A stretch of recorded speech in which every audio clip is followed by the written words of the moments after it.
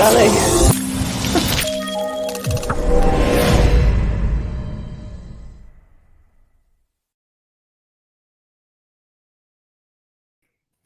Hello, you're watching the Cheese Room podcast. It is the caller. I'm still in the dining room, banished from the man cave. It seems I've got a man coming out to have a look at my Wi-Fi issues on Thursday. But he told me today he's not hopeful he'll be able to do anything, so that's always a positive sign, isn't it? So hopefully I'll be in the man cave soon. I did think, shall I chance it? Because it was absolutely fine in there on Sunday. So I don't know if there's a loose wire or something. But I thought rather than risk going off the air to talk about a fantastic result, I'll keep as it is. I've got joined by three wonderful guests. You know the drill already if you've been watching us a while. Hit the like button, leave us a comment, send us a super chat. We'll keep you appraised of the Scousers losing. We can but hope. And welcome to the show. We're going to talk about some biffo at the bridge, 2-2 draw. Joining me all the way from up north, Becky, how are you? I'm very good, thank you. I was at a wedding on Saturday, but before that I forgot to tell everybody last week I did the Skywalk on Wednesday, and that was just like the best thing ever. And I did the stadium tour after it, and then so I got back on Friday and was like still buzzing, all things Spurs. But yeah, I'm great. But yeah, Skywalk, if you've not done it and if you can kind of afford to do it, it is amazing. I thoroughly recommend it. It's really good. Did you throw yourself off the edge, Becky? No, and I never will. Jack said to me, he went, you need a responsible adult to do it. And I went, well, there you go, Jack. You've got one of those, so we won't be doing it. That's the best bit. I loved. I've got to be honest. I'm saying I'd do that again. Loved it. It's brilliant. But the whole thing's brilliant. Was that the first time you'd done the stadium tour as well? Yeah.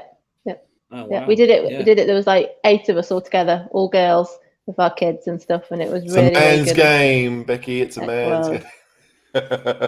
And the staff were lovely, and because we're girls and we're a bit cheeky, we were like asking them in different rooms, and we were asking about things like Mourinho and Nuno, and it was really good. I thoroughly recommend it. I think we started the Skywalk at 11:30, and at 4:30 we'd finished the tour. We like thoroughly got our money's worth. It was so good. It is good. It is really good. I'd probably do it again. I've done it twice so far, guided and non-guided. I actually preferred the non-guided. It's all non-guided now. We asked them that. Yeah, that's right. No guide now.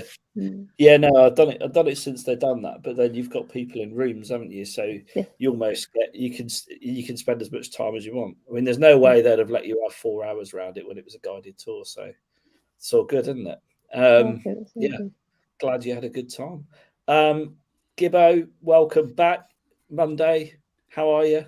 All right, mate. Late call up. Yeah, buzzing. Talk about the Chelsea game yesterday. I mean, it was only a draw, wasn't it? But it felt like a victory in the end. So, yeah, looking forward to getting into it, mate. Yeah, exactly. And HG, all the way from Vienna. Is the weather there as toasty as it is here? I don't know what it's like there, but we went swimming today. It was like 31. So it was pretty nice. I mean, I'm going to England on Wednesday, so I'm expecting to be about, early 20s at highest. But I think it was like, sorry? It is supposed to be dropping this week. It was 28 to 28, 29 today. But it's supposed to be going down to sort of the early 20s, which, let's be honest, I prefer. This country's not supposed to be 40 you don't degrees. Like the heat? No, I love the heat. I'm the one person in this house who actually enjoys it. But I'd quite happily live in Dubai, no problem whatsoever. But the other people that occupy my house, the decision makers, don't like it. So it does get a bit boring. I like a bit of mixed weather, so I'm looking forward to a bit of 22 degrees. Thanks for bringing shit weather with you, HG. Yeah, no, I'm going to do it. I mean, it's a chance to eat all the food that I really miss from my childhood, like knickknacks. And that's the first thing that comes to mind. I don't know why. I don't even really like them. But what flavour? Definitely having knickknacks. Do you know what I really miss is Brannigan's. Do you remember Brannigan's crisps? The roast beef and mustard. Beef and mustard. Now you're talking. I wish they did those. Beautiful. They were great. But nice and spicy, spare rib, they're all good.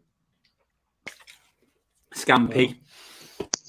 Talk Remember the about scampy food all night. knickknacks? Screw Yeah. football. Yeah. Bacon fries. Yeah, They're okay. Yeah, I preferred the scampy ones more, but Scampi fries. Yeah. All good. I'm this just is why I'm enjoying. fat. Yeah, likewise. I'm just keeping one eye on the football. You'll know if Palace have scored again because I'll be very excitable. But yeah, 1-0 up, and honestly, can you imagine Klopp, the big baby's face, if they lose or draw? It'd be amazing. I can't wait. Anyway, let's get on with the show. I'm whiffling and waffling. There's 36 of you watching already. Thanks for tuning in. We know there's lots of other channels you could watch. We know there's football on the telly, so we appreciate you being here with us. Just please do hit that like button. It really helps us out and spreads the word. So let's talk about the starting lineup, unchanged from our season opener. Gibbo, were you surprised about that? Not really. Thought he pretty much. I was hoping Perisic would start, but I thought he'd pretty much go with the same 11. He's quite loyal, isn't he, Conte? If you've done well the week before, and we won, no injuries. I thought he'd probably stick to that. So yeah, I wasn't surprised at all. Like I said, I'd like to have seen Perisic start, but wasn't to be. And same 11. Gibbo, I'm not sure if it's just me, but your sound sort of breaking up a little bit. So I don't know if you can maybe have a look at just a bit crackly. Yeah. Is it? Awesome. Have a look at it. HG, same 11. Not really a surprise. Do you think we might see something different against Wolves? Yeah. I'd say it's not going to be the same 11 next week. I'm almost certain of that. It's like that team is very good, right? I mean, we saw that at the end of last season. So it's although I think there are better players that can come in and probably will come in next week. I wasn't surprised to see Conte stick with them. And we've seen this before. I mean, even when Lloris joined 10 years ago, like Friedel played for a good 10, 12 games before Lloris finally took over being the number one. And I don't think there's anything wrong with it, but I do think that at some point soon, especially with when September comes around and we start playing every 3 days, that we're going to be seeing this chop and change every week. So yeah, it's nice. I mean, it's good to sit here and say the unchanged team helped because we got a point from it, from the game. But yeah, I don't think Conte will be quite as keen to stick with the same 11 now. Agree with that, Becky. I mean, the subs, and we'll come on to it, during the match review. But I can't see him going three unchanged. Can you? No, and like you said, we'll talk about it later. But there were players that were even more quiet than they were at the Southampton game, and then the substitutions made quite a difference. But yeah, I said last Monday, didn't I? I wasn't sure whether he'd play Perisic instead of Sessegnon, and he didn't. But we've got that option now to make the changes, which is quite promising. We never had that really before.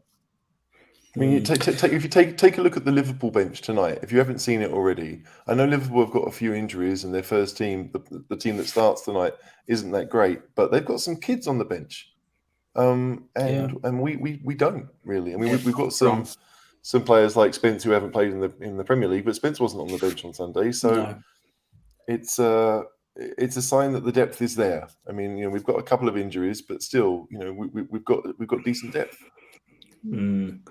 I mean, there is the 11. It's refreshing to see such a bench that can change a game, and obviously it did change the game against Chelsea. But yeah, I mean, we were sort of reverted to previous performances of old at Stamford Bridge. First half, I thought we were barely in the game, Gibbo. It was all Chelsea, wasn't it? Yeah, we were just poor, weren't we? I think I put in the our WhatsApp group. It's just that is when we go to Stamford Bridge and we play Chelsea. That is what happens. They control the game. They're more they're more composed. They dictate how the game goes. We seem to not want to really force our game on them. We end up just being pushed back, and they just literally control the game. And then Son, Kulusevski, and Kane were poor. And we couldn't even get out once we got the ball up to them. They couldn't keep hold of it. And we just couldn't string 3 or 4 passes together. And it was just literally backs against the wall.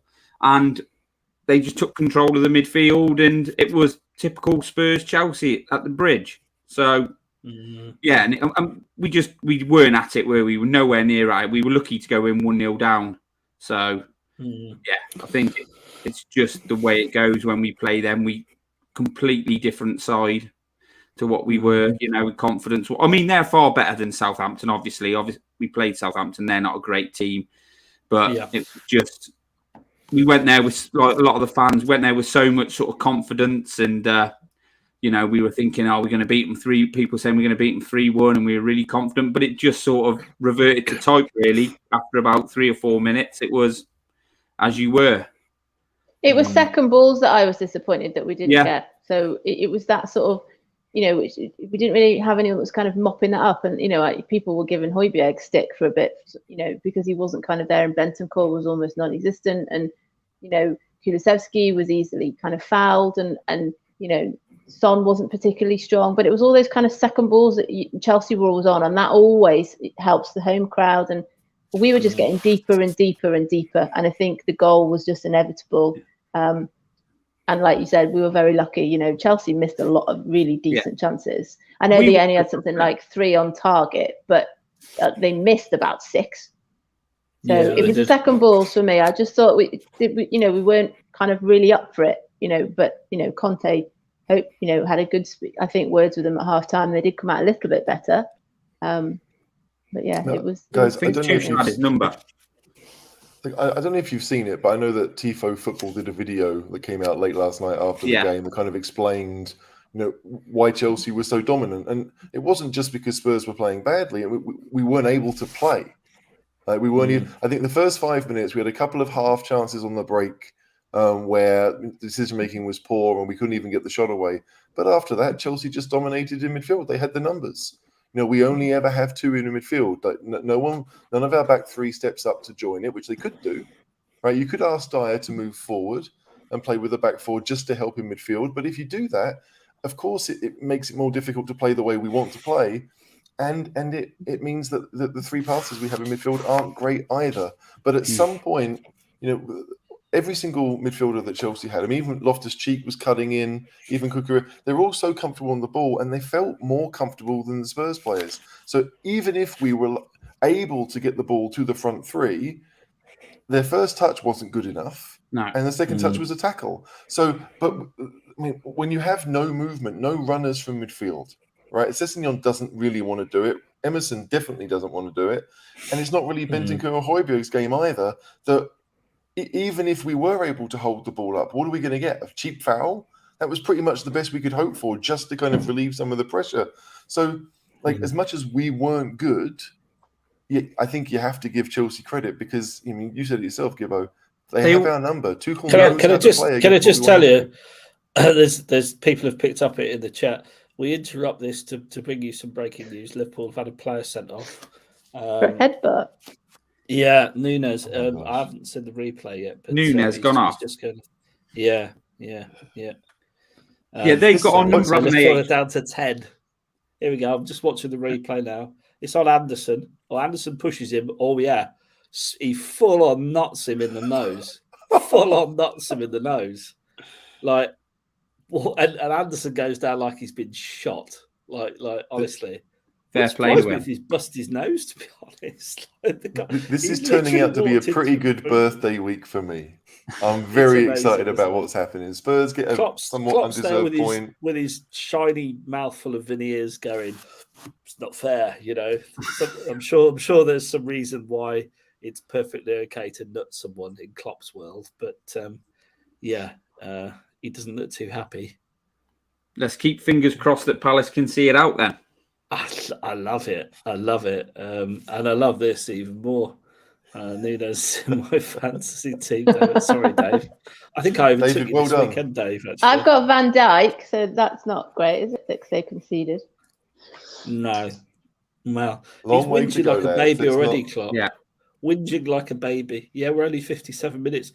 Hey, I'm just watching the replay again. So Anderson pushes him in the back. He tries to nut him once before as well. Then Anderson goes back to him and goes, "Hey, you tried to nut me. What are you doing?" Darwin turns around and goes, "Boom!" Nuts him. full on smashes him on the nose. That's 3 games out for him then. 3 games out for him. Yeah. I am excited to clip the video of Caller doing a Nunes. Clip away, my friend. Clip away. It's a Glaswegian kiss, right? So yeah, that's good.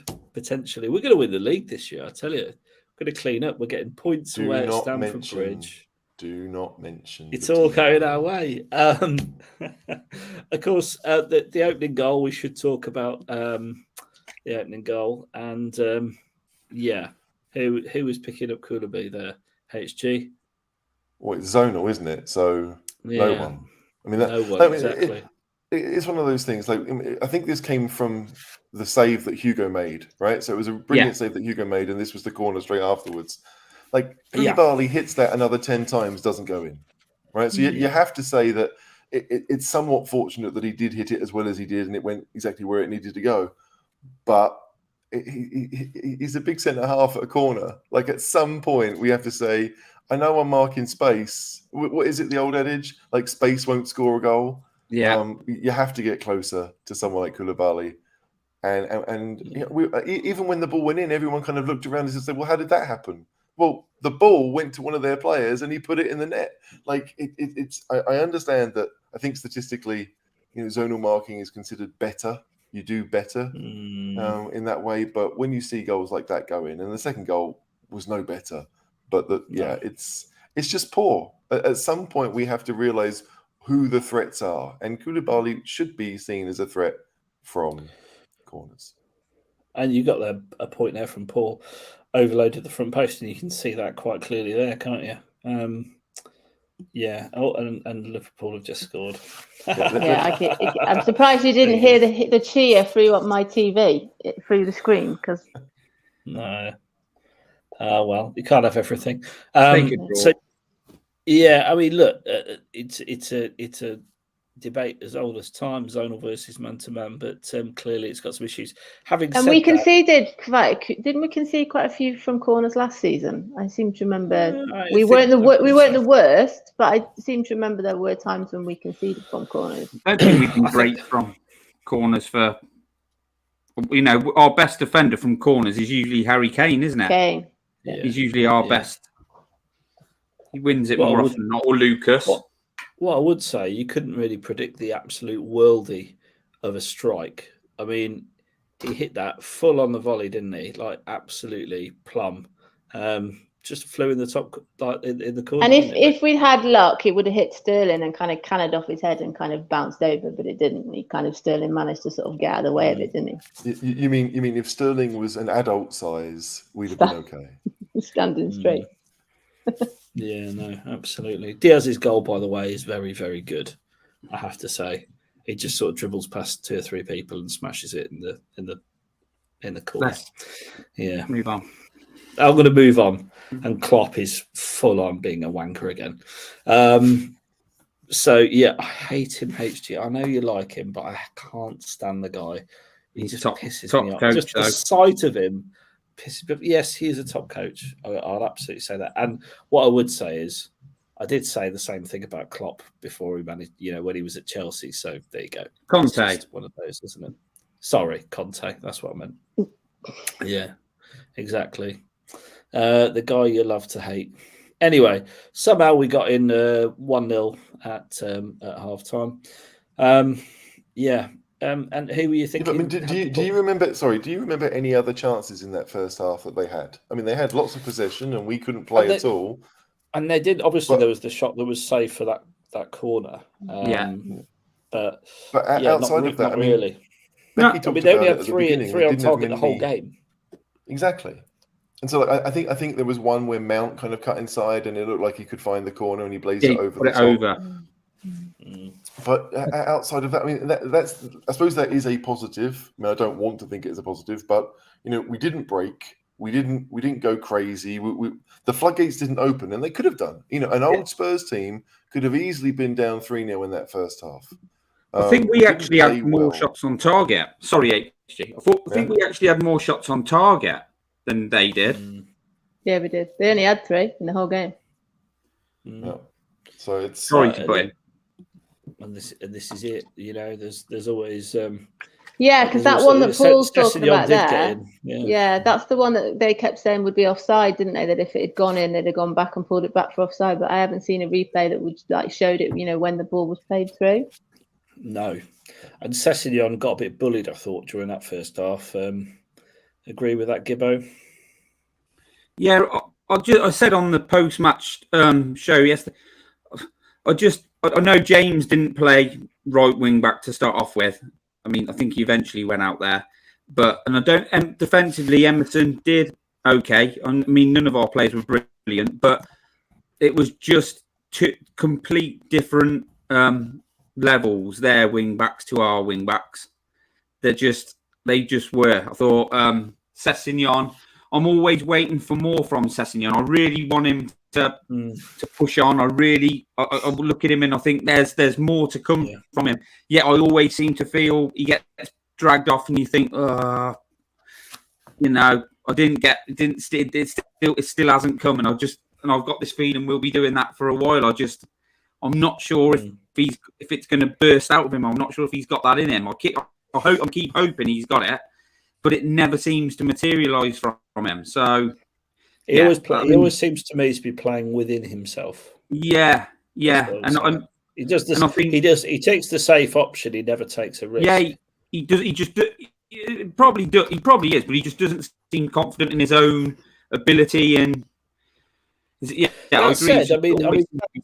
Southampton game he was very good, and I think if you look at it prior, you know, end of last season, he was doing very, very well for us. So I think, I think it's typical for Spurs fans to sort of react to one poor performance, but he did absolutely. There's a lot he could learn from Perisic. Let's put it that way, because when Perisic came on, everything he did was class, wasn't it, Becky? Yeah, and I think also before that, Cucurella, you know, I know we've had all the fuss of Cucurella and Romero, but Cucurella was everywhere as well, and it was quite clear that they're just completely different players to the kind of wing backs that we've got now. Royal made a few interceptions yesterday and a few blocks and that sort of thing, but that was all defensive because we were playing so deep, particularly in the first half. Yeah. There was nothing really offered going forward, and like we said before, because the midfield just wasn't kind of really there, it made Royal, Kulusevski, you know, Sessegnon look very kind of out of place. And then if you add Son into that, you know, you're talking 5 or 6 players that are non-existent. You're going to struggle against anybody, let alone Chelsea. No, can I just say, like, Sessegnon, I think we've all thought is a decent player going forward, and has never really shown much ability in defending. Right, that's the thing he needs to learn. But all the passes he got in the 60 minutes he played, right, most of them, he gets passed to it from Davies. He's being closed down from whoever the wing back was. Pressure. And so at no point was he really able to face forward, right, and go to. I mean, the chance he had that Paul said in the comments was pretty much the only thing he did going forward. Because whenever he got the ball, and it goes for a lot of our players, most of our players in that first half, they got the ball with their back to goal and they had no time to think. The only players in our team that could look forward were the back three. Everyone else was under pressure. And so, like, Sessegnon doesn't play well, but, you know, would Reguilon have done much better? Would Perisic have done much better? I don't know. I think sometimes it's a situation. Like, we have to be better. We have to find ways of getting around that. But I think, you know, Sessegnon is probably in the team. That there were so many chances, I think, in the middle of last season where the ball was played through and Reguilon was one-on-one with the keeper, and most of the time he hit the keeper. He didn't score. Right, and I think if you put Sessegnon in those positions, you're more likely to get the goals that could have happened. But when he's getting the ball on the touchline, he's only got one place to go, which is either back to Davies or running inside into trouble. It's not really surprising that he doesn't look so good. I've never been Sessegnon's biggest fan, but I think yesterday you're not going to see the things that he's best at because we weren't able to do any of it. The same goes for Kulusevski. The same goes for any of our attacking players. They just couldn't attack. They weren't allowed to. The high press, we've always struggled to cope with it, right? That's, and I think it's still true now, especially when you play an elite team. Which, let's face it, Chelsea they've got some good players. I mean, you'd probably put it's pretty even, isn't it? We've probably got 50-50. If you built in an 11 out of the two sides, it'd be pretty nip and took five off. If you're taking the better players, I mean, we talked on Friday night about when Conte's at his best, he's clearly in a best 11 side.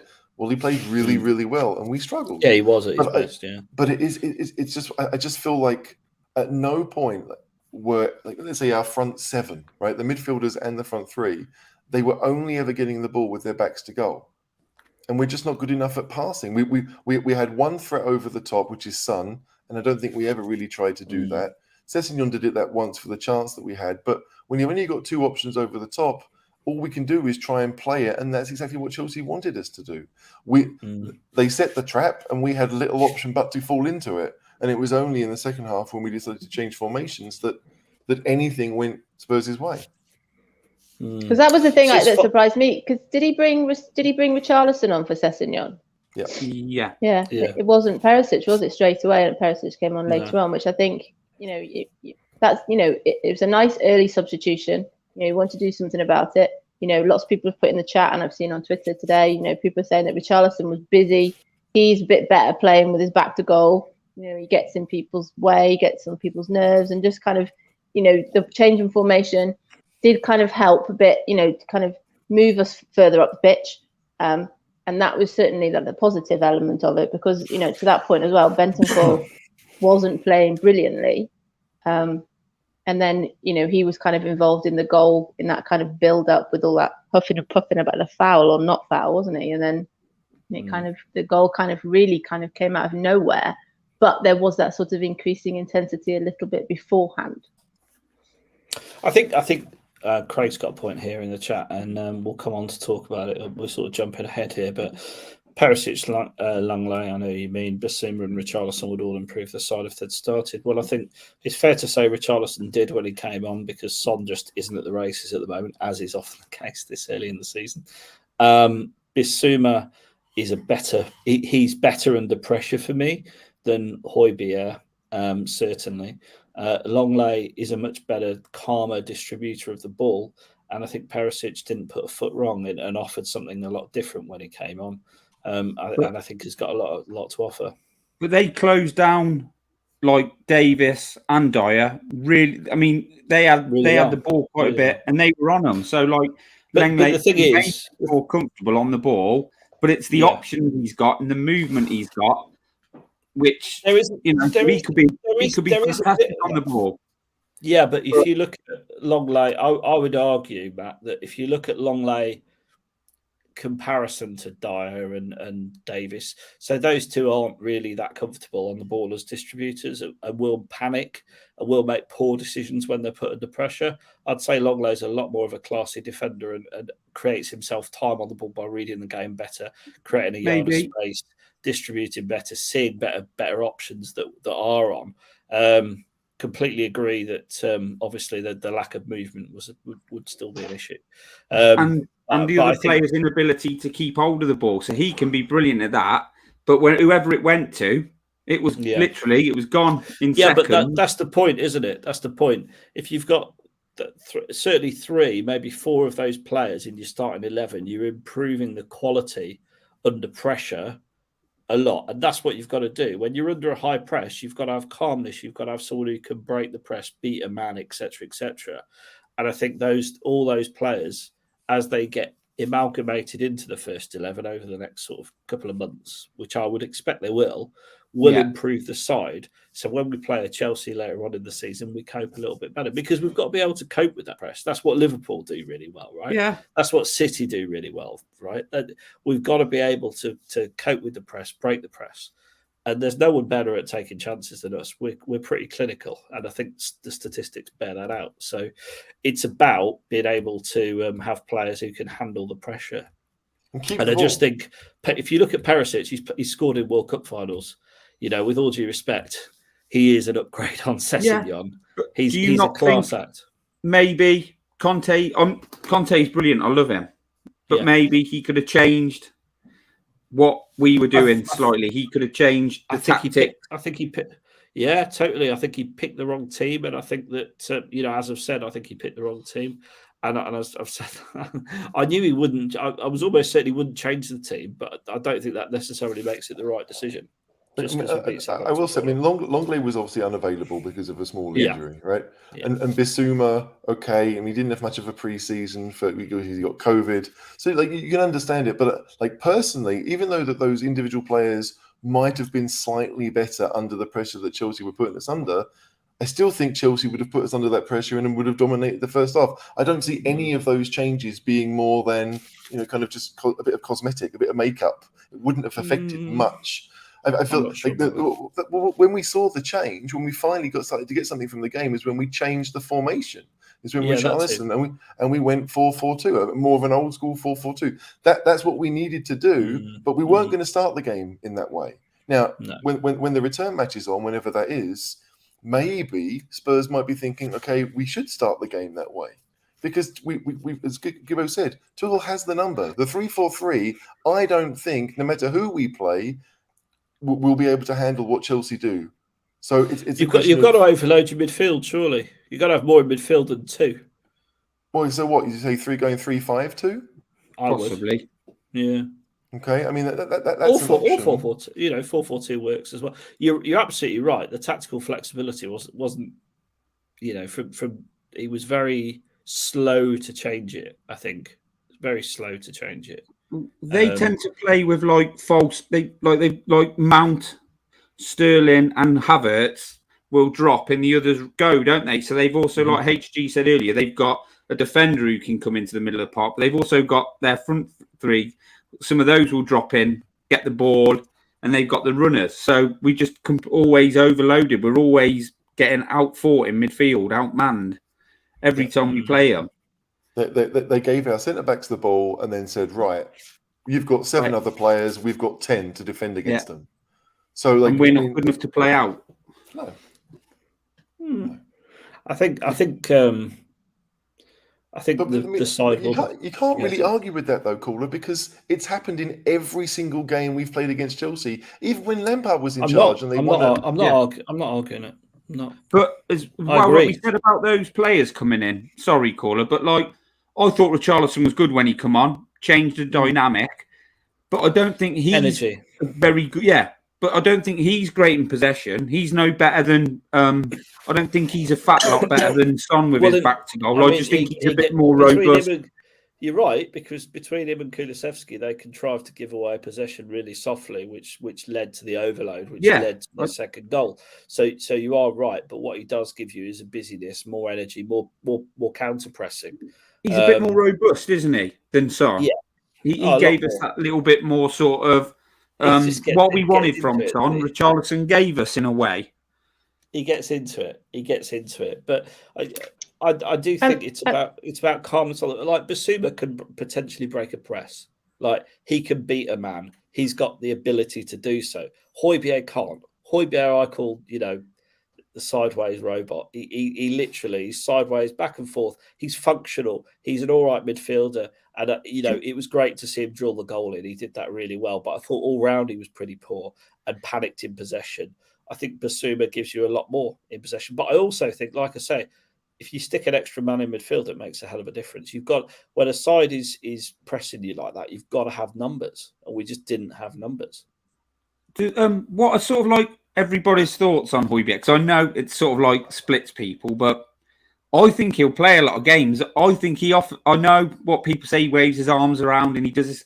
I think he offers something more to our team. I'm not saying he's my favourite player, but he just always seems to get picked. There's something, and he scored that goal. He offers. I can't figure out what it is, but leadership. He will play more games than most of the other midfielders, I think. And I think Bissouma's brilliant, but there's just, we all say about his arms waving everywhere, and he hasn't got that quality of a really top midfielder, but he's got something that he always gets picked. And the reason why managers pick him for something he does in that midfield. And I can't put my finger on exactly what it is. But at the moment, I don't think you can judge it, Gibbo. Don't think you can judge it because he's currently the only option. Like Basuma, as HG said, hasn't had the preseason, right? But he's getting fit. He's getting fitter, and he's going to be understanding what Conte wants. He will be a first choice in midfield. I think Bentancur is a better player all round than Højbjerg. I can't see Højbjerg being at the moment. He's got no options. Skip's not fit. He's obviously got a broken metatarsal. You've got and you've got Basuma, coming into the team.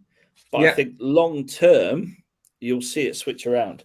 What people like is his commitment, his leadership.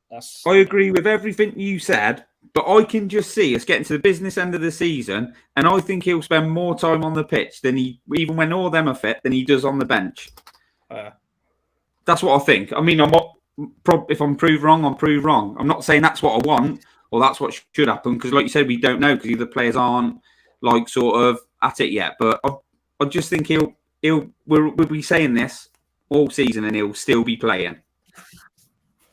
Well, we'll see. We'll see who's right, Gibbo. I don't think he will be, but there you go.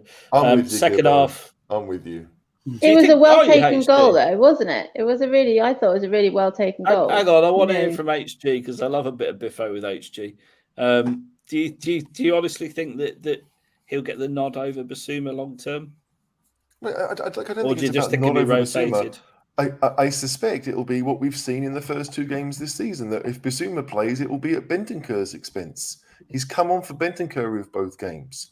So, and if you think of Conte as a midfielder when he was a player, which one of our midfield four reminds you most of Conte? I'm not saying it's a great comparison, but Højbjerg is the closest of the four. So I just feel like Højbjerg will play. He will play a lot. I'm not sure I want him to start every single game. Clearly not.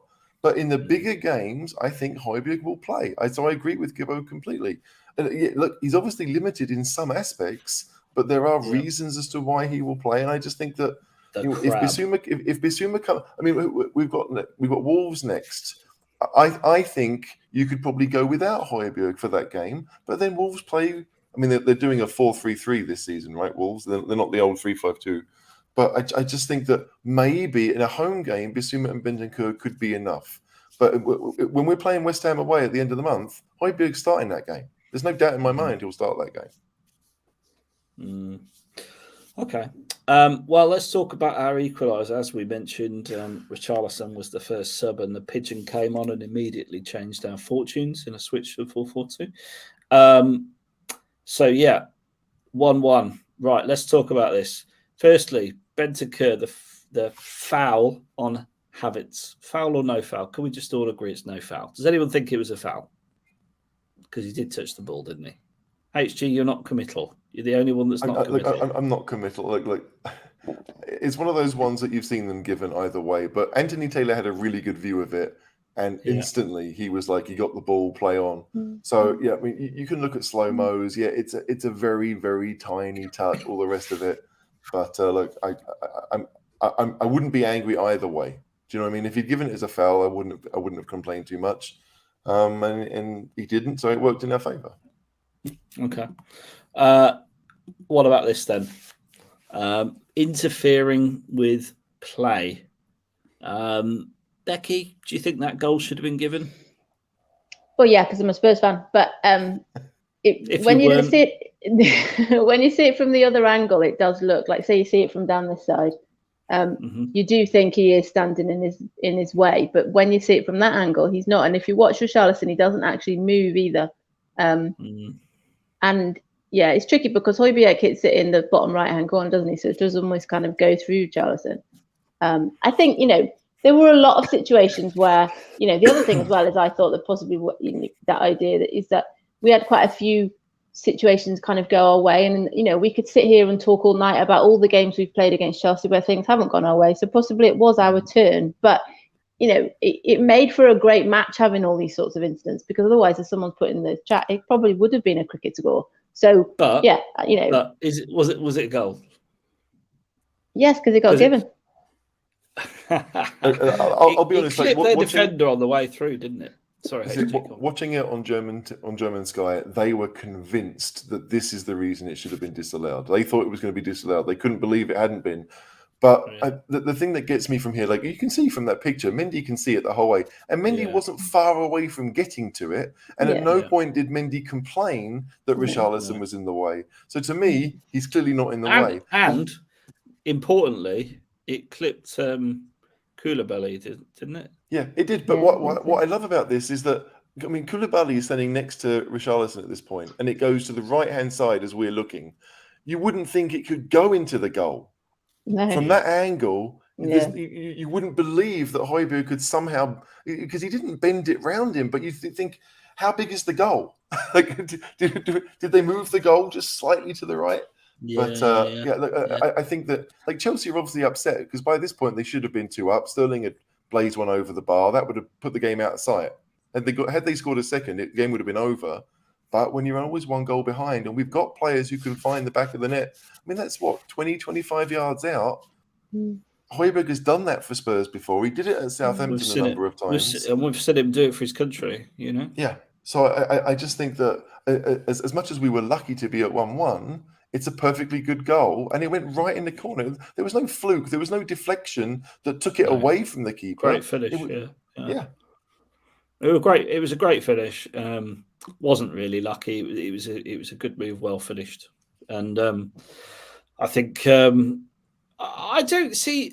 The thing is, you can say we should have been beat. We should have been well behind all the rest of it, but they didn't actually create much, as has been touched on, clear cut at all, which is the mark of a pretty decent defence, isn't it? They didn't test Hugo. Sorry, go on, Matt. Go on. Was it before this goal or after? When James put in a cross. Really, really good cross, and Havertz put it wide. Yeah, was that it 1-1, or were we 1 down at that point? 1-1. Yeah. Your mic's still a bit patchy, by the way, mate. I don't know if you want to leave. I don't know if you want to leave and come back. Maybe sometimes that works. Yeah. Yeah. So this, going back to this goal, though, I think this was the first time you sort of saw Spurs trying to get second balls, because you kind of think Son's involved in getting the ball back, and obviously Davis does the assist, and it was the first time there was any kind of real pressure on Chelsea.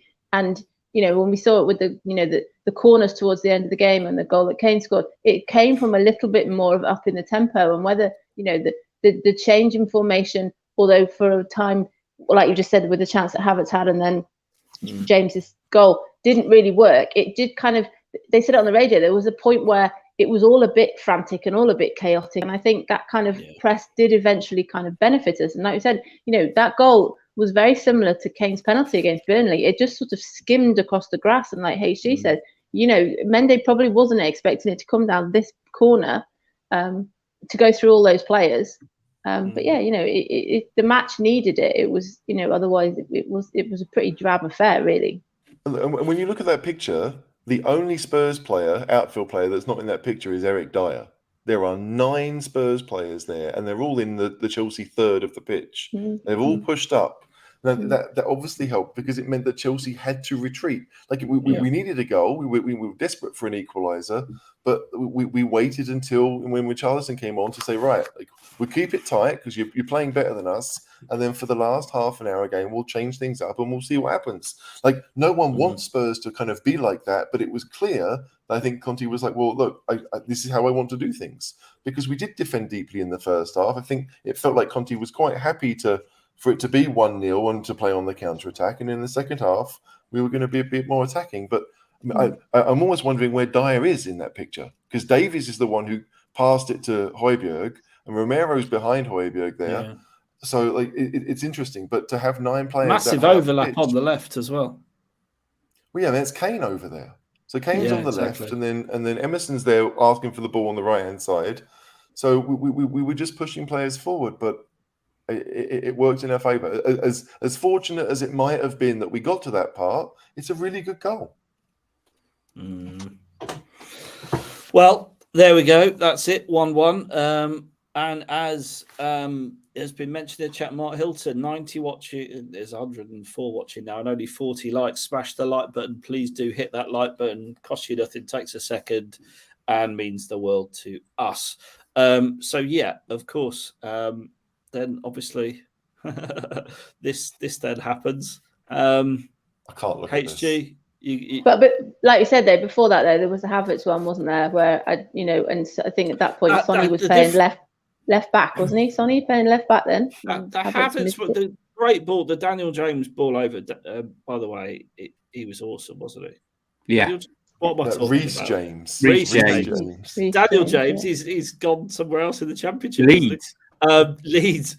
Close. They'll be in the Championship next season. Awesome ball across, wasn't it? That's got to be one of it. And he was brilliant all game, wasn't he, HG? I know you mentioned it in your blurb. So do you want to wax lyrical about him for 2 minutes? I mean, that's the right wing back we need, right? In an ideal world, absolutely. I mean, the fact that he played, right centre back first half, dominated Son, out of the game completely. Son barely got a kick, and then obviously when we switched things around, then Tuchel decided to do the same. And he brought on, I think, Azpilicueta come on to play right back, and he pushed Reece James further forward. And Reece James, that cross for the chance that Havertz missed, you won't see a better cross all season. He didn't have time to set himself. It was a brilliant driven cross, and the only person who could get near it was Havertz. I fully expected it to go in the back of the net. I can't believe it didn't go in the back of the net. But Reece James was, as good as Conte was, and Conte was good. Reece James was the best player on the pitch because he was, meaningfully involved in a defensive sense, and also got forward to sadly to pretty good use. But to me, Reece James, the role that Kyle Walker plays for England, right? The kind of third centre back. I'm sorry, Reece James every day of the week for me. Reece James should be absolutely first choice for us in the England setup, 100%. He won't, but be, yes, but he should be. Yeah, absolutely. But Walker's there just for sheer pace, isn't he? Walker, James isn't slow. It's just that's. I'm not saying that's what I do, but I just get that feeling with. We're not talking about it anyway, but just as if they stick Walker there because he's fast. But yeah, Reece James, that was an amazing. He knew exactly what he was doing. He knew exactly where he was putting it, and it was a brilliant cross. And thank God it never went in, but deserved, someone to just get on the end of it and smash it straight in the back of the net. It was brilliant. He was brilliant. And we were talking yesterday. That is the type of right wing back. So I know we're not going to get Reece James, but there's got to be other players in that mould that we could be looking for or looking at. There's got to be others out there, surely. Signed one, haven't we? Spence. That's who Spence is aiming to be, isn't it? Well, longer term. Longer term, but I mean, personally, look, it's again for me. I thought Emerson had a really good game actually. Defensively, he didn't really put a foot wrong. But I'd rather Doherty was in the team pushing up. Pushing the play back because Doherty would not sit that deep. Yeah, in various games, Caller, I would agree with you. But I think for yesterday, Emerson needed to be there because we were just under the cosh the whole time. Yeah, and Doherty doesn't have the recovery speed that Emerson does. So, I get it. I think Doherty is much better going forward, and he understands him and Kulusevski do have a pretty good partnership to me. But yesterday was just not the game for it. Had we made that switch in an attempt to become more attacking, I think Chelsea would have scored a second. Absolutely. And Kulusevski, obviously, there was a bit of a cock up, wasn't there, leading to this situation? I mean, he went down very easily, very soft. Wasn't it? Challenge on him. It really pissed me right off that day. I call it Reguilon syndrome. And you could almost see it leading to a goal. It's Reguilon's favourite move. He gets tackled fairly, and every time he dives on the floor like he's been shot. And that's why I'm quite glad that he's not at left back. But then Kulu did it, and it's just frustrating. But there you go. Paul's put in the chat there, hasn't he? That James did 2 cynical fouls in the centre of the field on Son. One the ref saw, and one the ref didn't see. And then interestingly, he got announced on Sky that Reece James was man of the match, and then after that he got booked and kind of was involved in Kane's goal as well. So really, I mean, I don't think you can. I don't think you can really criticise the ref too much when both the goals. But anyway, there you go.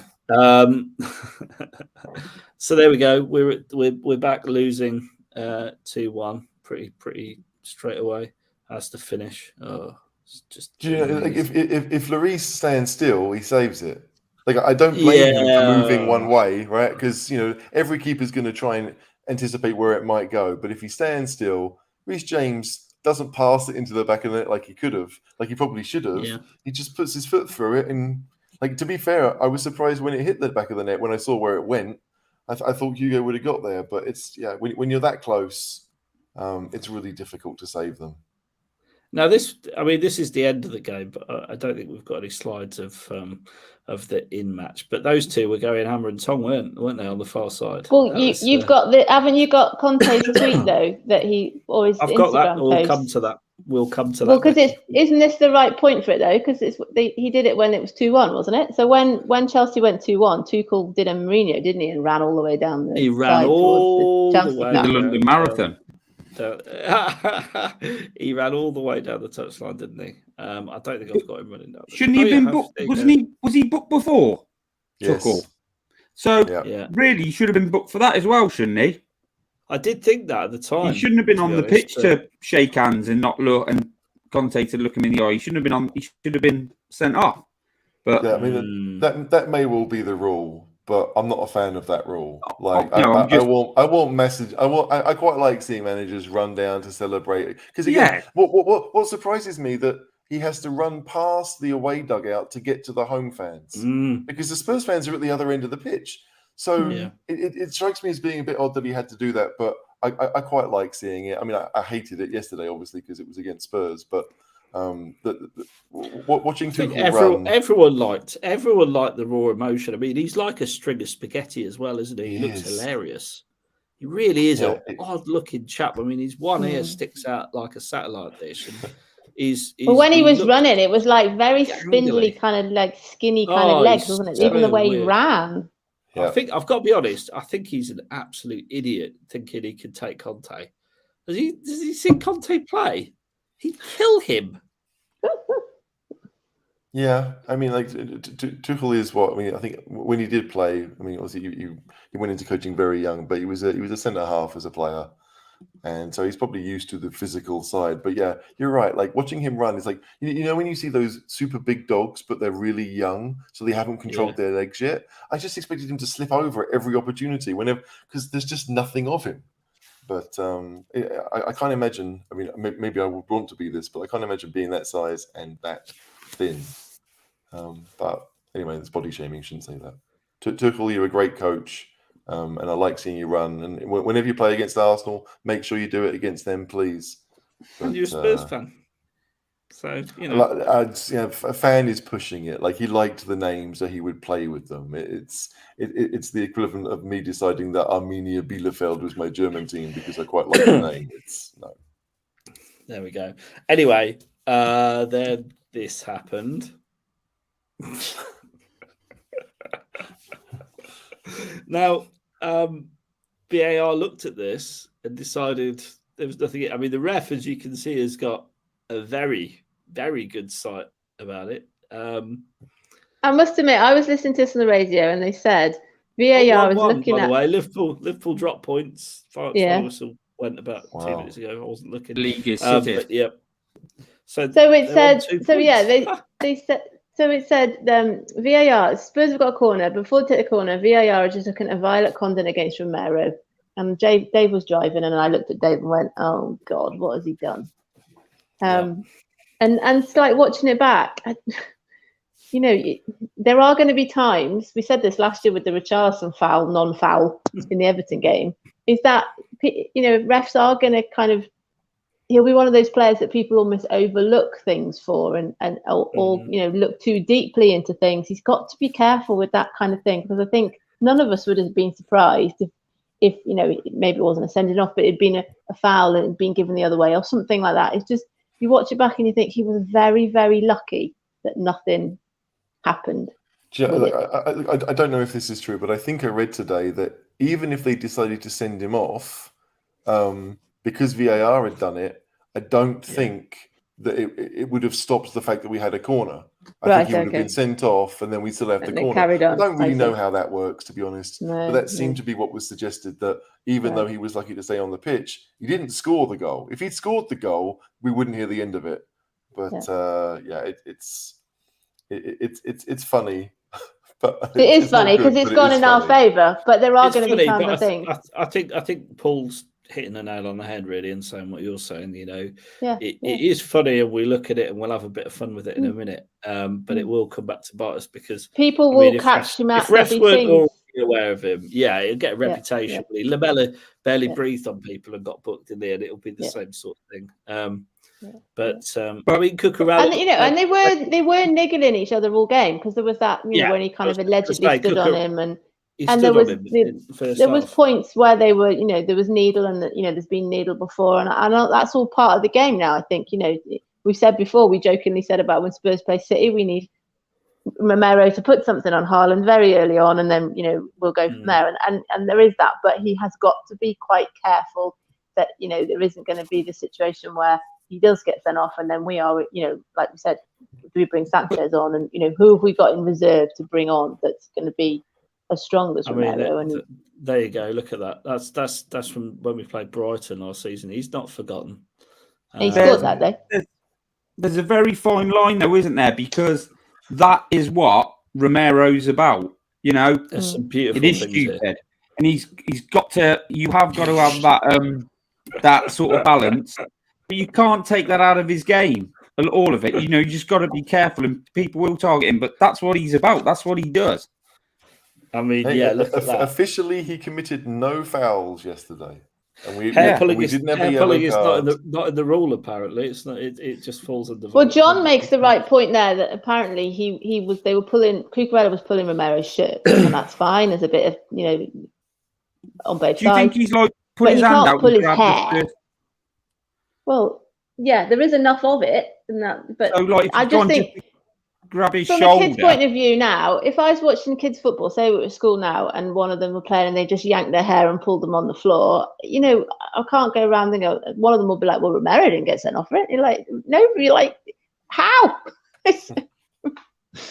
I think with Romero, it's you've got to keep that sort of that edge to him, because some players do play better right when they're right on the edge, and it's like it is a dangerous place to be. You've got to take the rough with the smooth. And you hope more times than not he's going to be okay, but he is going to get yellow cards and get sent off. He'll get a red card. That is it.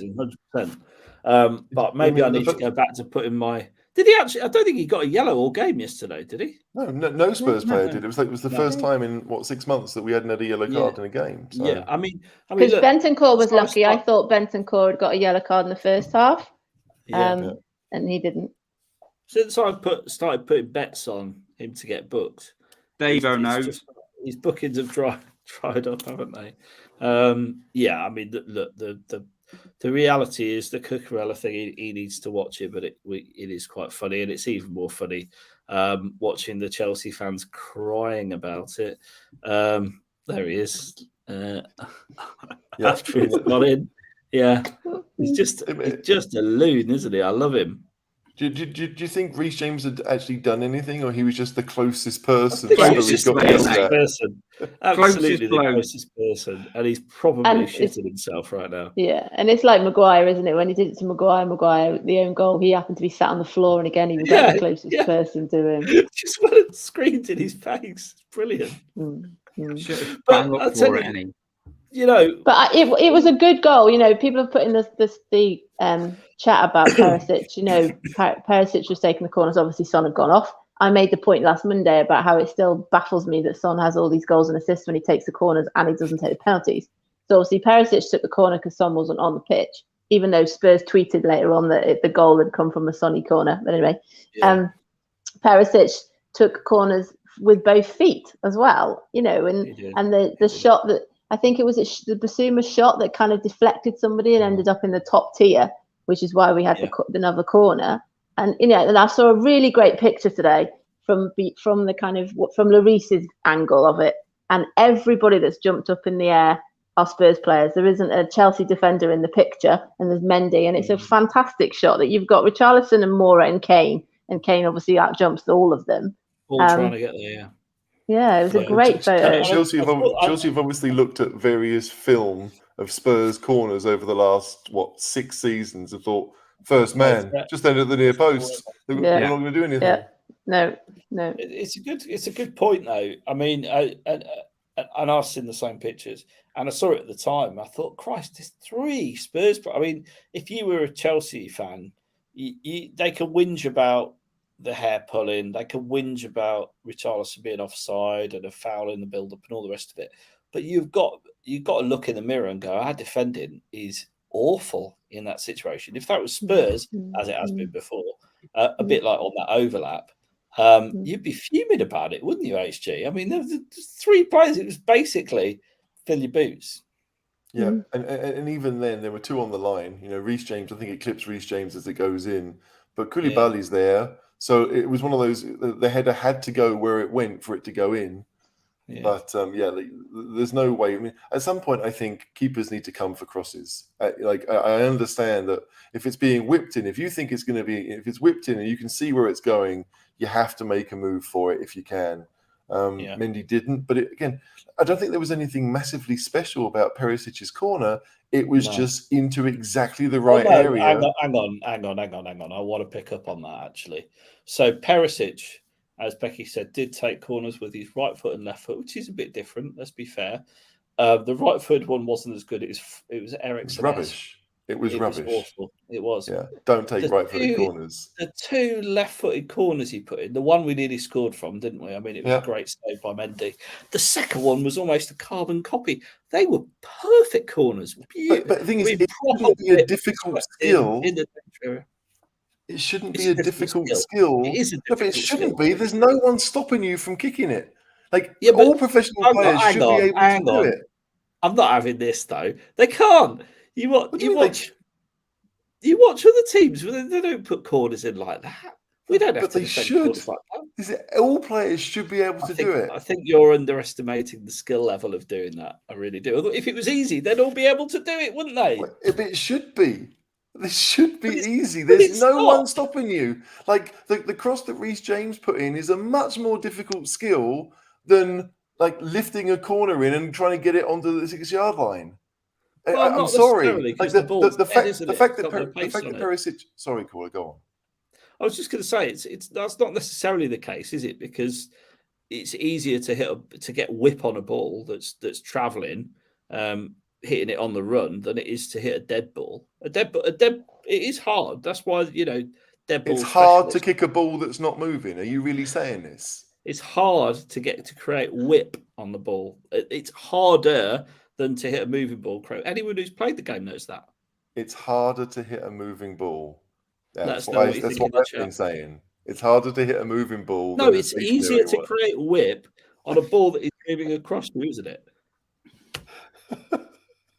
It's funny that you think it's harder to kick a move. I mean, like what? It is harder to hit a good dead ball than it is to whip a ball in. And if you've done it, you know what I mean. No, I have done it. It's not difficult. Oh, disagree. Either way, 2 perfect corners. Can we just have Perisic take all our set pieces from now on? Yeah, can he take free kicks? Start for that. People want Ward-Prowse to sign because he's good at free kicks. We've got someone who can get in the team. We don't need to spend a load of money. Perisic needs to be in the team, if only for the fact that somehow he's the only one who can take a decent corner. Exactly. And hopefully he could take Harold Kane off free kicks, because the world's best striker can't hit a dead ball. And that is an absolute fact. Indisputable, undeniable fact. So Perisic has got to start next game, hasn't he, Gibbo? I'd like to think so. Hope he will. I don't know if he will, obviously. Don't know what Conte will do, but I'd like to see him start, even if he just gets 60 minutes, and then comes on. But I'm not sure if Conte will start him. I wouldn't be surprised if I would be now if we played the same 11. But I'd definitely like to see Perisic come in. Do you think he will? Do you think he'll start him? I do. Yeah, I think you've seen enough now. I think there's a couple of things. I think Sessegnon had a poor game, and it's not fair to single out one game, because actually he's been pretty decent in a chain of games. But I think Perisic is a better player, and he's bought for the now. And I think he's always been intended to, but obviously he's had an injury going into pre-season and not had a full pre-season, has he, Becky? So no, and I think Bentancur, although I said I like Bentancur at Southampton because he's underrated and he just kind of goes about his business and he's forward thinking. He was poor yesterday. It's interesting to see, like you said about Wolves. You know, we were at the Wolves game last year, the 2-0, and it was absolutely dreadful. But Wolves don't play the same formation this season, so you could argue that he could start the same team that started yesterday and then do the same things yesterday and bring all the subs on. But now that Wolves play in a different formation, he could think that, you know, possibly, I think we said, you know, Sessegnon's a confidence player. You know, him being hoiked off and then not starting the next game isn't great for his confidence, is it? So I think it's tricky because we've talked before, we've got such a squad depth now that he could arguably start the same team every game and then make the same 5 substitutions every game. So it's quite a bold move for him to say, I'm going to change team, I'm going to change the formation.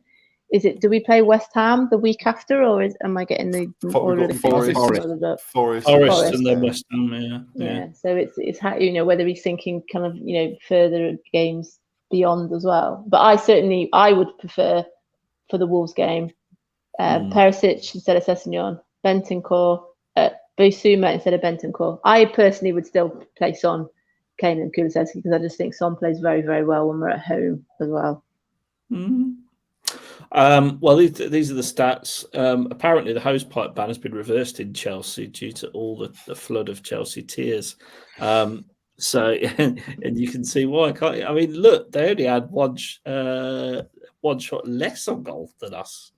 And this is what I mean. Like, we played badly. Yeah, we got away with it, but still generated enough opportunities to score goals, didn't we? And that's something we just, prior to Conte, we just weren't capable of doing at all. So I think we should take a lot of heart. It's a good point away at Stamford Bridge. It's a place where, let's be honest, we never get anything.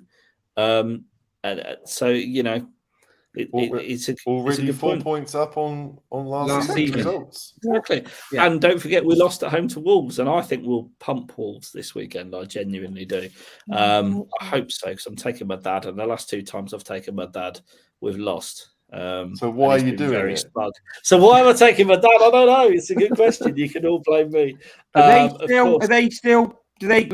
Are they sitting deep and hitting on the counter? Wolves, what are they doing at the minute? Because obviously Cody's gone. He was a big part of what they did. What are they? Well, they've changed. They don't play 5 at the back, do they? That's why he's left. So yeah, exactly right. Cody's a bit like Dyer. So he's good in the middle of a back 3, but he's got the turning circle of the QE2. Yeah. Very, very similar, and that's why he's gone, because he's just said, I'm not going to play like that. The coach, what's his chops, has just said we're not going to play like that anymore. And Cody, you're not going to play because in a 4 you get found out, which is what we saw with Dyer over there to say, wasn't it? You know, he doesn't function well in a 4. So that's why he's moved on, which is so what are they? As my dad said the other day, a massive call when you're struggling for results. Are they 4-3-3 I think at the moment? Then 4-3-3. Yeah. Wonder if Adama will be in the fray. That'd be interesting. He normally has a good game against us as well, so that'll really ball people's piss if he starts playing well. We should finish on this. So what a handshake! I mean, who's right and wrong here? HG, Tuchel been a bit of a twat. Yes. Yep. Basically, Tommy Little Towel, as I like to call him. The thing is, he's obviously annoyed because he's got no hair and he needs to wear a cap because he's doing a Tony Pulis to try and cover that. And it was like Chelsea deserved to win the game. They should have won the game. And the idea of being, I'm a bit annoyed because... Do you remember, who was it that used to do this? Was it Mourinho?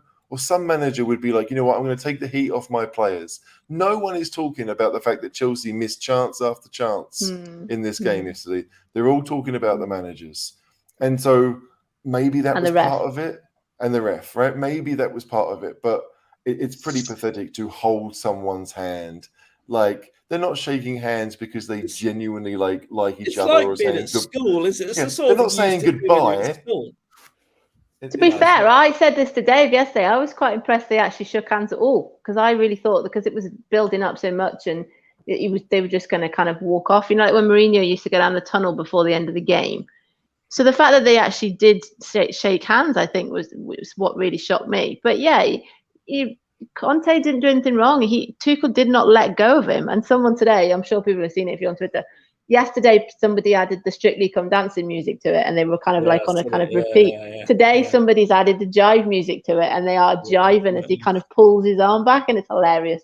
But, you know, Conte didn't do anything wrong. And interestingly, when I watched Match Today last night, Tuchel says no hard feelings, it's part of the game, and it's all jobs are good. And whereas Conte comes out with, no, he was aggressive and I was aggressive back. So he's not like kind of, you know, taking the moral high ground at all. But,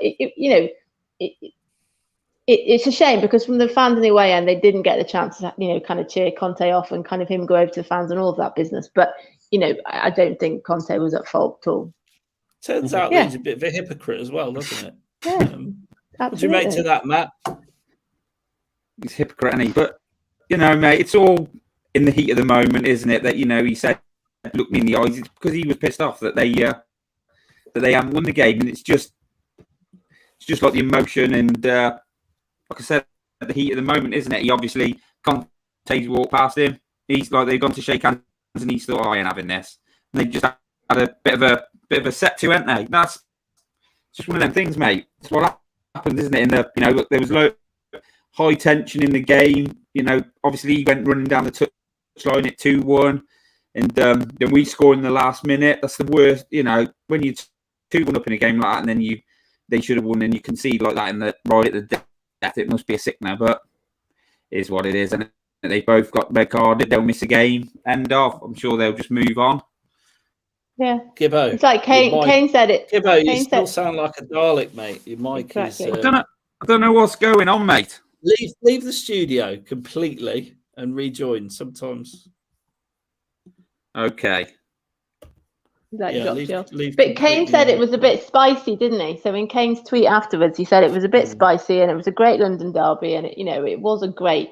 If we're a neutral, it was a great game. But what's been really hilarious today is the Arsenal and West Ham fans that are all crying all over it as well, and saying that there's a conspiracy and it's corrupt and all of this stuff. And it's like, how many games? We could sit here for hours talking about the times that we've had decisions not go away. Kane was offside in Stamford Bridge. You know, there's hundreds of them, but it just happened to be our turn. And the thing I loved about it is we said the same thing at Southampton last week. Yes, completely different scenario, different kind of game. But even when Chelsea went 2-1 up, I was still hopeful that we were going to get chances. There was going to be something that we could do. There were substitutions we could continue to make. There was, Conte has enabled us as Spurs fans to kind of have this continual hope that something will happen. You know, when Mourinho was manager, we were so deep.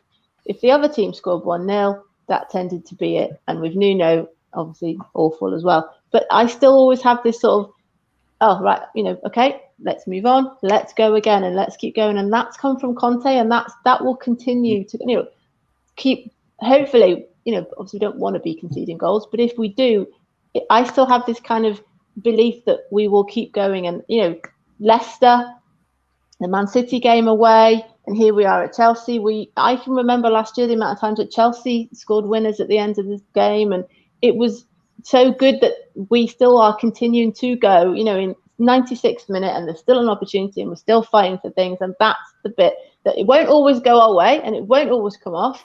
But it's great that there is that opportunity, and that I think that's come from Conte, and he's only been here, since November. No, I agree. I completely agree. Anyone have a different view about that? You're still hopeful, HG. I mean, it was a bad performance, wasn't it? A bad day at the office, but ultimately, there's lots of reasons to be positive, isn't there? No, I mean the positive is we didn't lose. That's pretty much it. There wasn't much positive about how we played. We see that our plan B might work a little bit against decent teams, okay. But seriously, all that matters is when you play these games, especially away from home, right? Like, just don't lose. I mean, it's not good to lose at home to your rivals, but we are fighting with Chelsea for a top 4 spot, and as weird as it is, now we get to play them at home, and we should have the upper hand in front of 60,000 Spurs fans. So the fact we didn't lose is amazing, but that is literally the only positive as far as I'm concerned. It's a massive positive, but like we'll play 3-4-3 against Wolves next week, and we might play really well again. But that says more about the difference between Wolves and Chelsea than it does between the 11 that played for Spurs yesterday and the 11 that will play against Wolves next week. The more times we are in this sort of having to come back from its situation is hopefully at the end of the season where we are in, cups and semi-finals and quarterfinals and those sort of situations where we have got to pull something out. Hopefully it's almost like kind of the thread of the team have got used to, they're fighting for each other. And, you saw the celebrations of Basuma at the end yesterday. He's had 2 substitution appearances. The way Richarlison played when he's come on. They've not been here very long, but they are buying into this idea that this is how we want people to, to keep going. And it's just very, very positive and very hopeful. And, don't get me wrong, I'm not sitting there blindly thinking we're going to win the league by miles. I don't. But it's just so refreshing to finally think, right, we've got things that we can do. We've got opportunities that we can take. We've got, it's just a great time to be a Spurs fan. What's the fix and the solution for our Kane and Son issue? Because they're just like, would you drop one of them going into next game, HG? Would you make a change, put Richarlison in there, mix it up a bit? And do you think he will? I don't think he will, and I don't think I would. As much as I like Richarlison and he offers something different, I'm not really sure a home game against Wolves is going to be it. Because we play one game a week until the end of, till the Forest game, and then we start playing midweeks. Right now, keep that front 3 going. Again, last week we scored 4. Yeah, Kane and Son didn't score, but the team played well in an attacking sense, and they were a massive part of it. So I don't see any reason to really change it. You might see Richarlison start at Forest. Maybe Kane will be like, you know what, I'll take a few days off before the West Ham game, which is a much bigger game really for Spurs. But I don't know. To me, Richarlison is more of a Kane replacement than a Son one. I know he can play on either side, but I want to see. I want to see next week at least. I think the front 3 will stay the same. Well, lots of decisions to be made on that. What do you make of this, Gibbo? Do you think this explains a bit? The crotch sniffer is the cause. Yeah, well, you get the right one when you're thinking I know where your hands have been, pal. So don't want any of that, do you? Go on, HG. I know you love this guy. I mean, I hate Jogi Löw. The bloke's an absolute charlatan. The fact that anyone does that, I'm sorry, what? Even if you don't live in a world where the cameras are going to be on you for 2 hours every month, do you know what I mean? It's not as if he's there every week. 2 hours every month, the guy at Germany play, and that's what you do. It just makes me think, what do you do for the rest of it? Is it worse? Is this your best side? So no, Jogi Löw is disgusting, but it's quite well done. Whoever came up with this decided that that's how they needed to figure it out was funny, but no, I thought it was you, if I'm being really honest. You thought I'd come up with it? I thought, yeah. I'm not that smart. I'm smart, but I'm not that smart. And obviously the FA have charged both managers. So am I right in thinking they'll both get a 1-match touchline ban and a little bit of money to charity, and it won't go any further than that, Gibbo? Is that your understanding too? Didn't Tuchel say he knew he wasn't going to be in the dugout on Sunday in his post-match press conference? Yeah. I think when managers get red cards, they can't manage the next game. Isn't it similar to how a player would receive them? The fact that we're giving out cards. Yeah. I think maybe Spurs came out and said that Ryan Mason. I read a tweet that said Ryan Mason will be in charge. But it's not come from Spurs that yet, though. No, okay, but it's just going to be. Conte's going to be up in the stand on the phone. There's not a major difference. Maybe Conte should just get COVID for a week and do it on Zoom like Mikel Arteta did, and then there'd be no problem. He's not there, but he's there, but he's not there. Conte will give whatever he needs to say. He just won't be sat in the worst seat in the stadium, which is in the dugout. You can't see anything there anyway. That's very true. I must admit, when I did the stadium tour last week, I loved the stadium, but it just felt very strange with no crowd in it.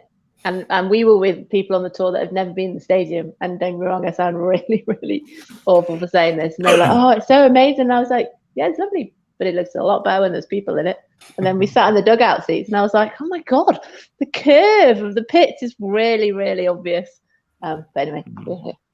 What's an interesting one? Obviously, I did the Wolves tour with my old man last week, and their dugouts are really dug in. Like your eyes are almost at pitch level. They're that low. You can't see anything from it. You can see why they stand in the technical area all game, because they literally you can't see anything there unless you need a bit of a rest and a water bottle recharge like Mourinho used to now and again.